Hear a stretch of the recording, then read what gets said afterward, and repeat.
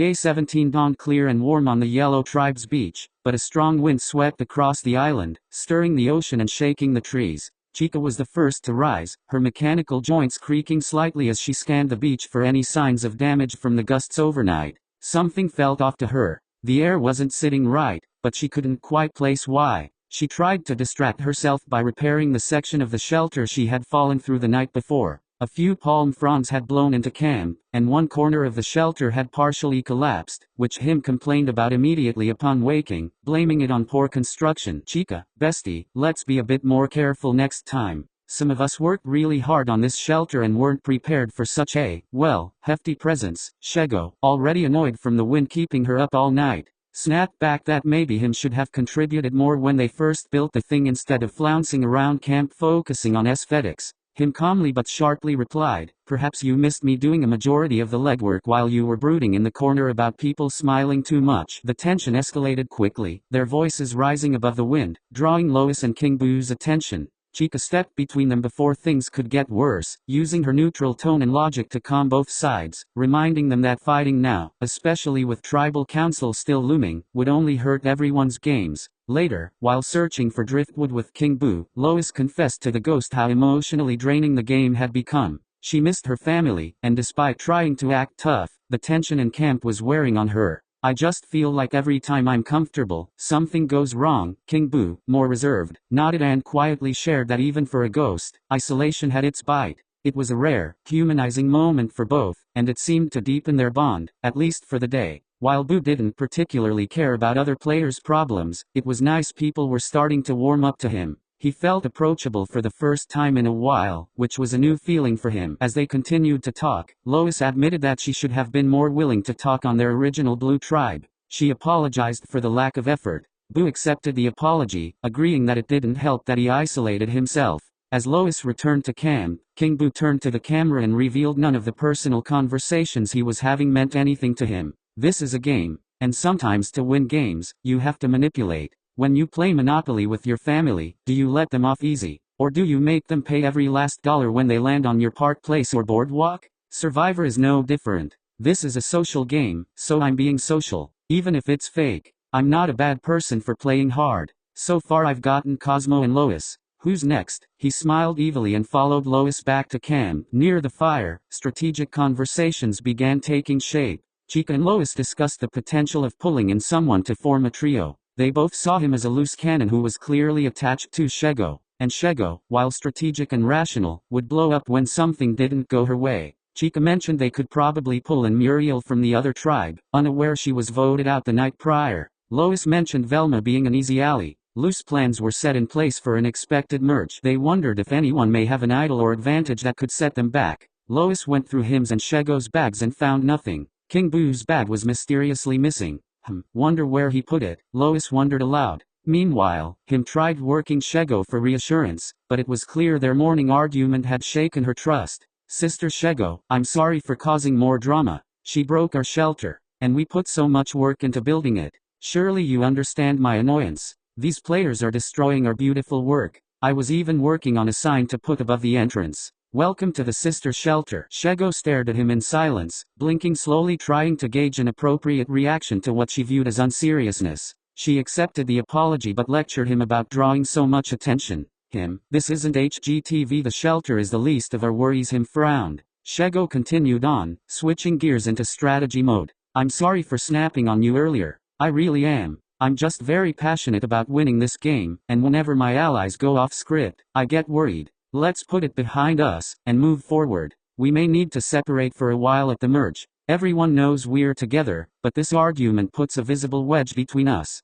That could be good in the long run. Let's just take some time to be independent and gather info. We'll catch up later. Shego was still mad, but tried to be self-aware. Him shrugged, appeased, and went on his way, trying to be more calm and collected moving forward. He put on a smile and went back to repairing the shelter. Shego later vented to Lois, trying to spin him as volatile and untrustworthy. Lois listened, but offered little in return, playing her cards close. If anything, Lois was glad to see her enemies falling apart at the seams, and it seemed like she may have an in with Shego now. This vulnerability from Shego made Lois like her more. Until now, Lois always saw Shego as perfect, arrogant, and a mean girl. But seeing her crack like this was possibly enough for a move to be made. Wow, Shego. I know that's got to be hard. I'm always here for you if you need support, or an extra person to vote with you. I think we got off on the wrong foot, and I think we're stronger together than fighting. Shego nodded. She understood. Worst case, Lois would be there as a number despite their prior issues. Velma was the real enemy. Lois was just playing her game. Maybe she wasn't awful after all. Just before sundown, the tribe was startled by a loud rustling in the underbrush near camp. Out stumbled a wild boar, not aggressive, but clearly agitated by the wind. The tribe froze. Chica instinctively stepped in front of the others, making herself look larger, and the boar eventually backed off and ran into the trees. It left the tribe on edge, but also impressed by Chica's bravery, especially Lois, who began seeing the animatronic chicken as more than just a mechanical wild card. King Boo retorted that he was just glad it wasn't a giant turtle, exclaiming he has ongoing beef with turtles. The rest of the group was too confused to inquire further. As the sun set and the winds carried the smell of salt and wood smoke through camp, the tribe remained tense and fractured. Lines were being drawn, but no one was certain just how solid they were.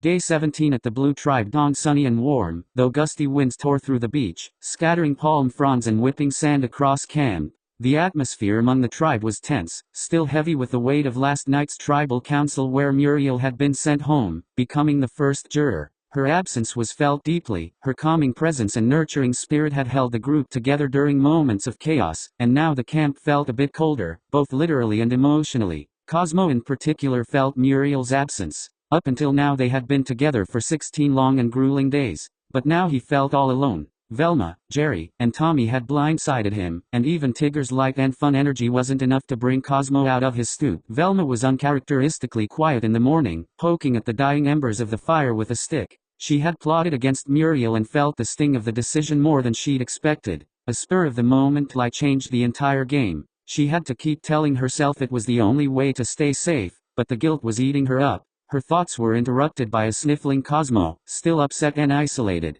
"We love you, Cosmo," she reassured him, whispering across the fire pit to him. Tommy, noticing her distant mood, sat down beside her and the two shared a quiet moment. "It had to be done," she finally said, her voice low. Tommy nodded, but his expression was unreadable. "I'm glad we were able to protect Jerry." He leaned forward and gnawed on a coconut. "My brain hurts." Meanwhile, Tigger, newly returned from Exile Island, brought energy and optimism, bounding around the jungle trying to lift spirits. But not everyone appreciated his enthusiasm. During a chaotic attempt to gather firewood, Tigger tripped and sent a small pile flying into the wind. Jerry, already on edge, snapped. "For the love of, can you slow down for 5 seconds?" he barked. "This isn't a playground, Tigger. And in case you couldn't tell, morale is a bit low today. So if you could please give us some peace and quiet for a minute, it would be appreciated." The outburst shocked Tigger, who looked genuinely hurt. "I was just trying to help," he mumbled. "Sorry, Jer Bear. Would it really hurt to be a little more fun around here?" The tribe grew quiet.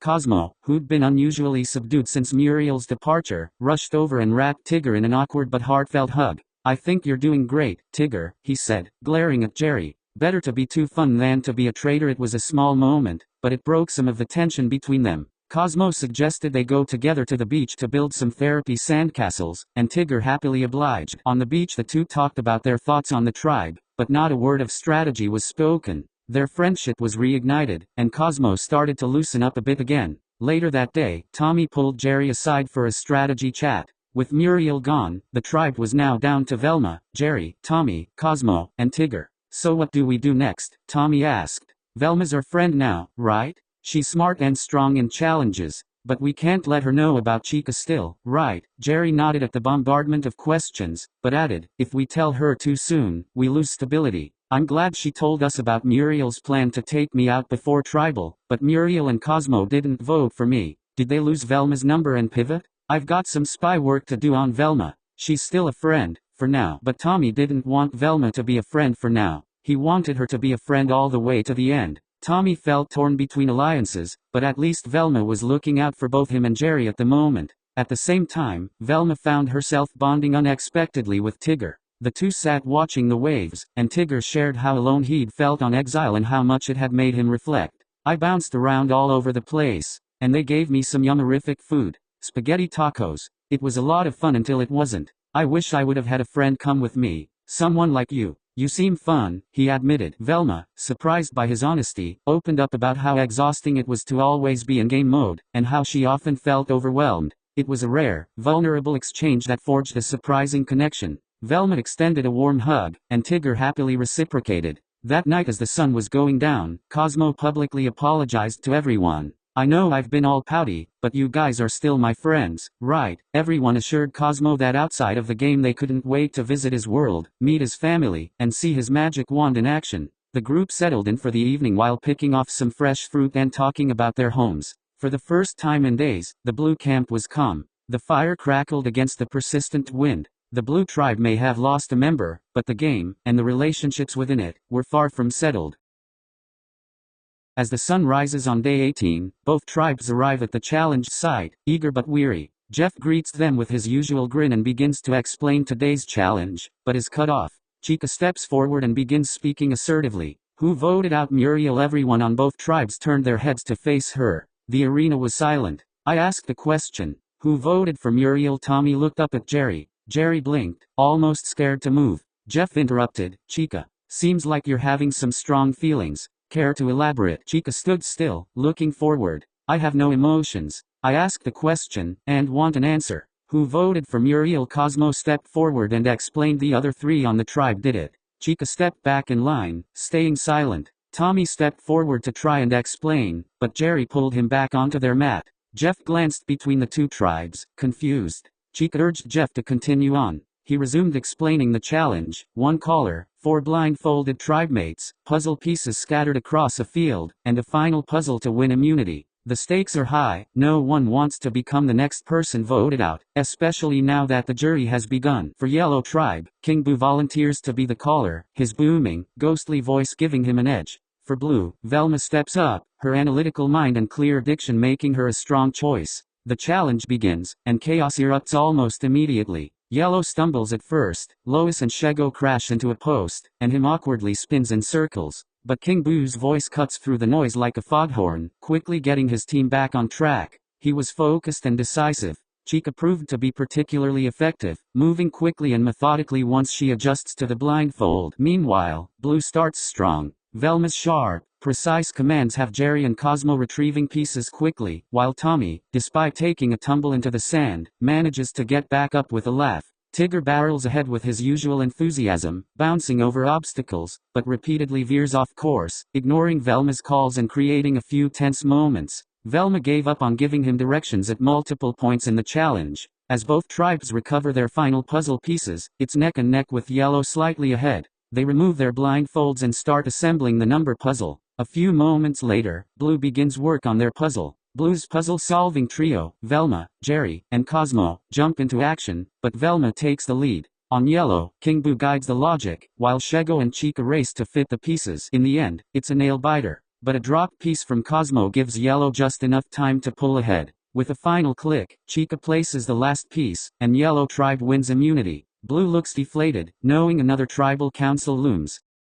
Returning to camp after their exhilarating immunity win, the Yellow Tribe, Shego, him, Lois, King Boo, and Chica, are riding high. This marks their second straight challenge victory as a tribe, and for a group that had previously felt fractured and uneasy, the win sparks a renewed sense of camaraderie. Back at camp, Shego and Chica work together to complete reconstruction of the shelter, which Chica had fallen through a few nights prior. Chica, ever the dependable and silent worker, impressed Shego with her efficiency and strength. Despite being a robot, Chica's presence has grown on the tribe, and she's increasingly seen as a loyal and useful member. Shego whispered to Lois while stoking the fire, she just takes a while to warm up too, I guess. But she's really not that bad. I kinda like her, for a robot chicken, Lois agreed. Meanwhile, King Boo and him walk along the beach, pretending to search for firewood but using the opportunity to strategize. The two had bonded over their mutual love of chaos, and now they were finally having their first real game conversation. They agree that Shego is becoming too socially connected and might be dangerous down the line. Still, for now, their alliance with her remains intact, at least on the surface. Him had to downplay his closeness with Shego after their talk the day prior, and while him wanted to formally offer King Boo a spot in the sister squad, he knew Shego would be irritated he hadn't asked her permission. Boo and him agreed to look out for each other come merge. Lois, meanwhile, shares a quiet moment with Chica as they gather water. She thanks her for her part in the puzzle win and opens up a bit, reflecting on how hard it's been being on the bottom after the early swap.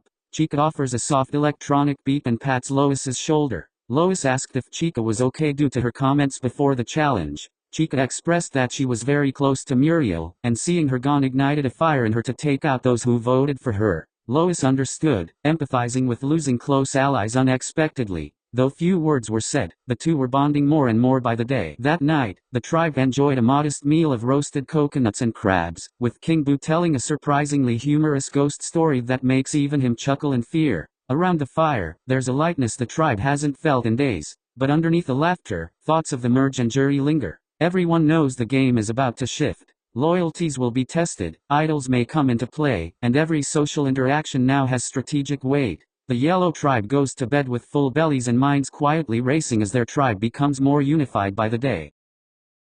The blue tribe returns to camp in low spirits after their tough loss in the Day 18 Immunity Challenge. The challenge had left the tribe both physically and mentally drained. Velma had taken on the role of caller, directing her teammates through the course, but after a series of miscommunications and delays, they fell behind. Despite a valiant effort on the puzzle, they couldn't close the gap. And now, with tribal council looming tonight, one of them would become the second member of the jury. Tensions bubble over the moment they arrive back at camp. Tommy, still reeling from the loss, looked to Velma. Cosmo and Tigger did really bad in that challenge. I was blindfolded and could tell they were the ones holding us back. We should vote one of them outright. Velma doesn't take it lightly. I did my job. Maybe if people followed instructions, Cosmo interjected. You were yelling instructions. No one could tell what you meant. And I'm glad Chica spoke up. What you three did to Muriel was really mean. Tigger's eyes bounced back and forth like he was watching a tennis match as accusations jumped from person to person. The argument heats up fast, and Jerry steps in, trying to de-escalate. Guys, this isn't helping. We all did our best, and let's not fool ourselves by pretending any of us care about challenge strength at this point in the game. That comment cuts everyone deep. Tigger and Cosmo go for a walk into the jungle to discuss a potential game plan. Cosmo, still hurt from Muriel's brutal blindside, urges Tigger to vote for one of the other three. Tigger thinks for a moment, and responds confidently, the last time I voted for my bouncing buddy Francine. This time I don't want to vote for a buddy. It makes me too sad. Cosmo asked who would still be an option for him, and Tigger affirmed he was closer to Velma than to Tommy or Jerry. Cosmo agreed that Tommy had seemed to be avoiding him since the Muriel vote. The two agreed that Tommy should be the target, and Tigger asserted he was sure Velma would vote with them. Cosmo nodded in agreement just before being distracted and running off after a jungle mouse scurrying for spare coconut. Meanwhile, Jerry finds Velma and Tommy sitting near each other, deep in thought. Look, Jerry says, we have to keep it together. One of us is going tonight if we don't stay tight.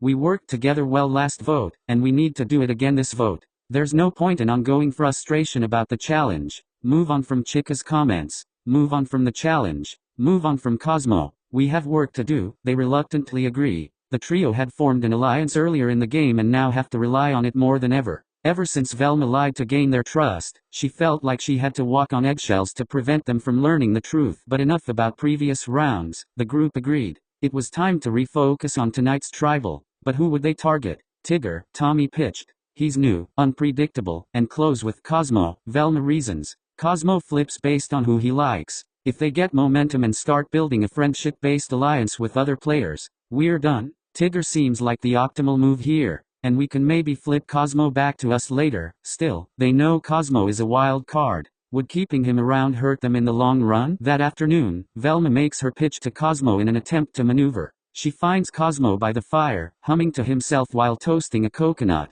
You're having fun, huh? Cosmo grins. Always. Except when people yell or betray. That's not fun, Velma nods. Agreed. And I'm sorry you felt like we betrayed you. But Muriel was coming after us. That's why I need your help. Tigger's great, but he's tight with players on the other tribe, and people are seeing that. They probably think you will become friends with him and vote with him. And Cosmo, I don't want you to be voted out. Velma lied again. This was becoming second nature to her. Cosmo's grin falters slightly. I like Tigger, but I like pudding more. Velma smiles. Stick with us, and we'll keep the pudding coming. Cosmo considers. Can I make the fire tonight, if you vote with us? Sure. Cosmo thought for a moment and then replied, deal, unless I decide I don't want to make the fire. Velma acknowledged that was probably the most commitment she would be able to get out of him. She wondered to herself how she ended up on a tribe with such chaotic players. Meanwhile, Tigger scrambles. He pleads his case to Jerry, arguing he's stronger in challenges and more loyal than Tommy, who just caused a huge blow-up.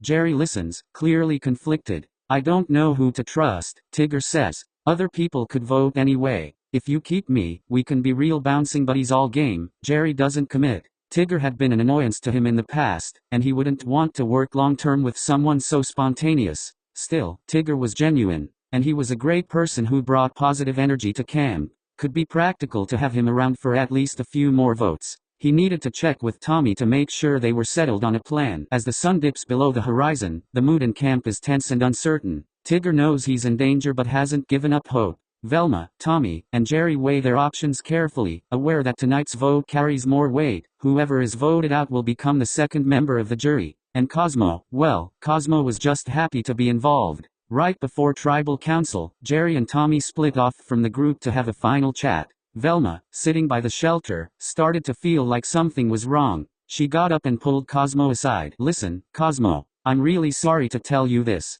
I may have lied to you earlier. Cosmo's eyes widened as Velma continued. I don't like lying, and I wanted to come make it right. I lied about people seeing you or Tigger as threats. I was just trying to manipulate you to vote with me. And that's not who I am. Cosmo's face stayed unmoved. He was trying to process what Velma was explaining. Velma went on, the truth is that the three of me, Jerry, and Tommy will probably be voting for one of you tonight. I don't know which yet. Unless they're planning to flip against me, I'm sorry. It's just the way the numbers fell. And I don't want you to watch this back thinking our friendship was fake because I lied about something in the game. I love you, Cosmo. And I'm sorry. At least you'll get to see Muriel when you're voted out. Cosmo floated in place for a moment, and leaped into Velma's arms for a hug. He explained that he appreciated the honesty, and that real friends were always honest with each other. As many ups and downs he and Velma had, Cosmo truly felt like she was looking out for him. Velma pitched one last time that he should throw his vote on Tigger. Cosmo nodded in understanding as the two rejoined camp, Cosmo trying to put on a happy face and forgive Velma for her lie.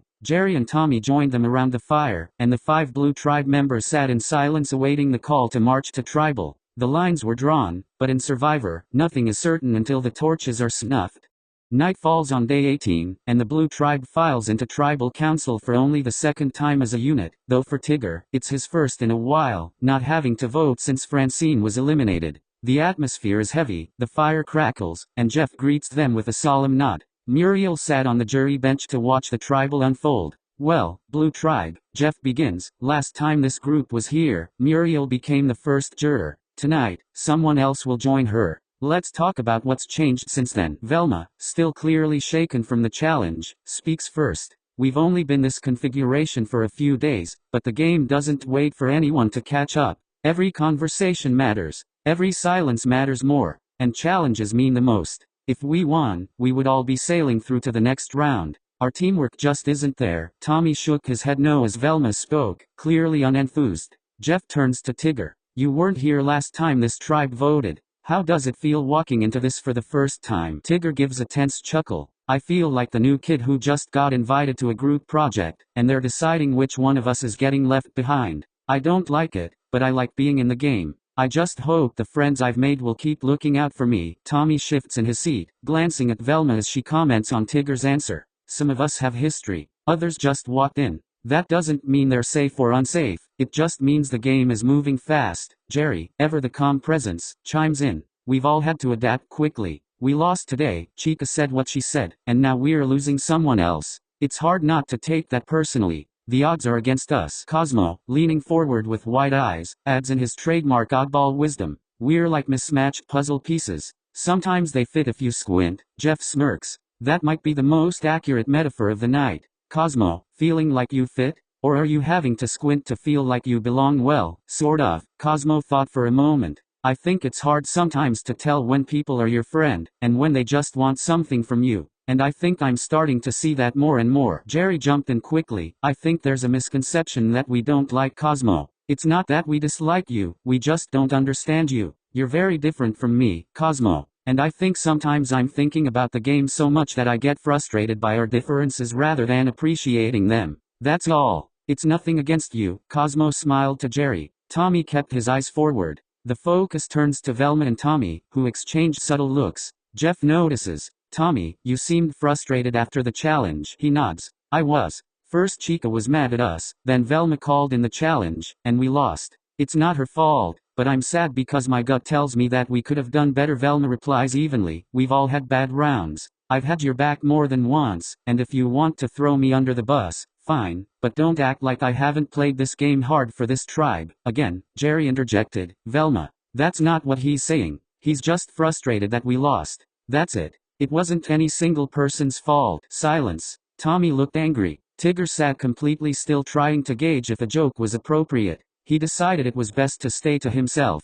Jeff leans forward. Big decisions tonight. And now, there's a jury watching. Let's get to the vote. Each of the 5 Blue Tribe members vote one by one, each unsure of where the night would take them. Jeff returned with the urn, and opened the floor. If anyone has a hidden immunity idol and would like to play it, now is the time. No one moves. Jeff nods. All right. I'll read the votes. First vote. Tommy. Tommy rolled his eyes. Second vote. Tommy. Jerry and Tommy locked eyes. Cosmo and Tigger smiled to each other. Third vote. Tigger. That's 2 for Tommy, and 1 for Tigger. Velma stiffened up. 2 votes remaining was still enough to cause a blindside. Fourth vote. Tigger. We're tied. 2 for Tommy, 2 for Tigger. 1 vote left. Tigger's eyes darted around frantically. Tommy looked up to Cosmo, who gave away nothing because he was watching him off-circle a torch. Jerry locked eyes with Velma and mouthed, you better not have flipped on him, or you're done. Final vote. The 9th person voted out of Cartoon Survivor Season 1, and the 2nd member of our jury, Tigger. Jerry and Tommy exhaled sharply, relieved. Cosmo hugged Tigger as he grabbed his torch. Velma didn't move. She clenched her jaw, more frustrated after the vote than before. Tigger approached Jeff. Tigger, the tribe has spoken. Before leaving, he turned to the tribe and wished them all a good game, and a good night. Just remember that every time you get down, there's always an opportunity to bounce back up. He bounced down the path into the night, and was followed out shortly by Muriel. Jeff turned to the remaining 4 blue players. Well, seems like tonight you opted for a little less bounce, and a little more certainty. I'm interested to see where this group goes. Have a good night. Head on out. The 4 grabbed their belongings and headed back to camp, Velma lagging behind as she brooded. Tribal may be over, but the night was young for strategic action. The Blue Tribe trudged back into camp under a sky full of stars, the fire from Tribal Council still flickering in their minds. The vote to send Tigger home had not come easy, and the weight of it hung heavy in the humid night air. Cosmo sat apart from the others for a while, clearly upset. He had grown close to Tigger, and the sting of betrayal was fresh. Still, he was grateful Velma had given him the heads up. Jerry noticed and made a quiet attempt to comfort him, offering him a bit of leftover coconut and some kind words, but Cosmo remained distant. Meanwhile, Velma sat by herself on the beach. She was furious. She spoke to herself, I flipped to work with them, and they repay me by throwing me under the bus at Tribal? What did I ever do to Tommy to make him target me like that? He has to know I didn't cause us to lose that challenge. So much for an ally. We'll see how far that little blow-up will get him. And Jerry questioning my loyalty? Give me a break. He threatened me at Tribal, saying I better not have flipped, as if I wasn't telling him all day I would vote for Tigger. I'm tired of being doubted. She sat in silence for a few moments before returning to camp. Tommy and Jerry huddled near the fire, relieved but also aware that they had just drawn a clear line in the sand. Jerry, especially, felt the burden of leadership after being the voice of reason around camp, and steering the vote. He was mentally exhausted but focused. Tommy reaffirmed their trio's trust, but murmurs about jury management began to creep into the conversation as Velma approached them. She sat in silence. Jerry could tell something was wrong, but decided to let it simmer until tomorrow. Tommy chattered as if all was normal, blissfully unaware of Velma's steeping anger. Jerry mentioned they would have to find a way to apologize to Chica at the next challenge, but that seemed like a problem for another day. Everyone fell asleep that night knowing the game had officially entered a new phase. With 2 jurors now out of the game, every vote carried more weight than ever. The silence of the jungle was broken only by the distant crash of waves, and the whisper of strategy. Good night, Cosmo. Velma patted him on the back as the 2 settled in, Jerry and Tommy already snoring from the exhausting day. We have a lot to do tomorrow.